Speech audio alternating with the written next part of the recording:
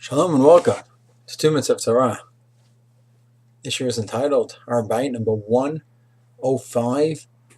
Har Habyit number 105, the sanctity of the Har Habyit. From whence did it come? When did it all begin? So one might say from the creation of the world, the time of Avram. The Rambam Perek Vav paskins that it comes from Shlomo HaMelech. He sanctified Yerushalayim, Mikdash, Har Habyit area. And from then it was sanctified forever.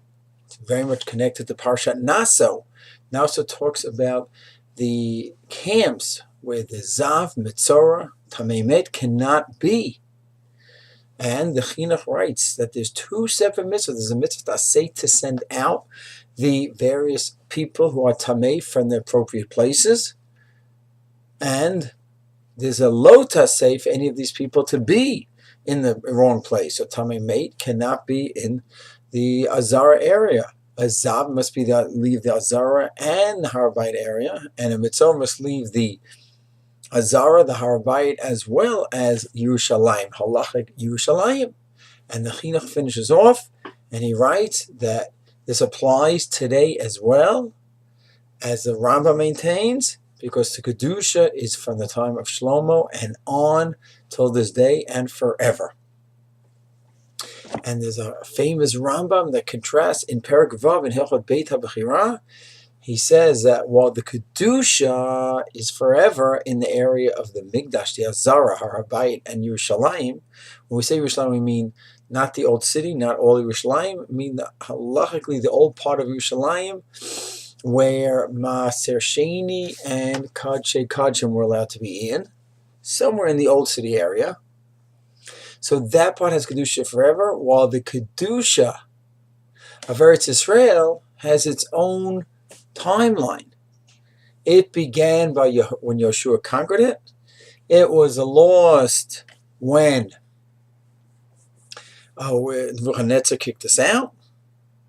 And then when Ezra came and he settled the land, where the Kedusha was established again and forever. The Rambam says the first Kedusha on the land of Israel came from Kivosh conquering, and once that was lost to Nebuchadnezzar, the conquest was lost and the Kedusha is lost. But Chazaka, once we settled here, Ezra settled here, then that reestablished Kedusha forever. And the Rambam wants to say that the Kedusha from Chazaka of living here is stronger than and more permanent than the Kedusha of conquest. Kesef Mishnah on the spot says, why? When we go and conquer and then we settle here, why is that worse than settling? And he says, Sarach Layin Vazeh. It's a good question. I don't have an answer. Rav Kapach wants to say that when we just took over through conquest and we lost through another conquest, as opposed to when we were given international permission to rebuild the second Mikdash. Ezra was given permission, and that's a matana by a Gentile. They give us the ability to settle the land. Once we go ahead and we live in this place and that place and that other place, then that's the chazaka completes the kinyan, and now the transaction is done. It's ours. Someone else tries to steal it from us. That's all they're doing. They're stealing. It's a different kind of transaction, different kinds of kinyan.